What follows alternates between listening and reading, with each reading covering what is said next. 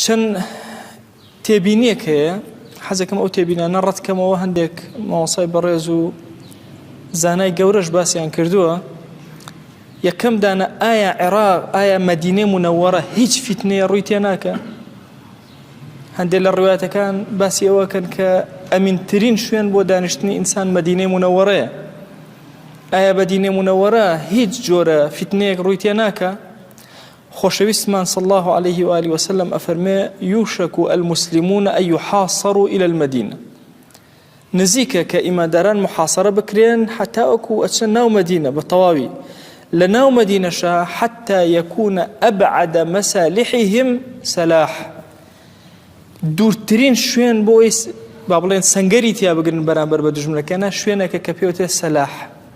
سەلاح لە خوار خەیبەرەوەیە، یعنی ئەکەوتە خودی مەدینەوە. تەنها ئەوەندەیە شارەکەی مەدینە یان ئەو شوێنەی کە پێغەمبەری خوا صلی الله عليه وسلم تیان نیشتەجێ ئەو تۆزە فیتنەی بەرناکەوێت. ئەگەرنا ئەطرافەکانی ئەوەی کە ئێستا پێوترێ مەدینە هەتاوەکو بەشێکی زۆر لە خەیبەر کە لە زمانی پێغەمبەری خوا صلی الله عليه وسلم هەر بە مەدینە حسابەکرا، هەتا کەنارەکان و قەراخەکانی ئێوەش فیتنە ئەڕوە. واتە ئەو نەزەریەی مەبەسمە عەرزتان کەم کە پێی وایە کە مەدینە کە ئەڵێ مەدینە فیتنە ناچێتە ناوی ئەمێنێتەوە بە پاکی پیسەکانی خۆی دەرئەکە، مەبەست عامی مەدینەی ئەمڕۆ نییە، مەبەست ئەو چەند شوێنەیە محەدەد کە پێغەمبەری خوا صلی الله عليه وآله وسلم باسی کردووە.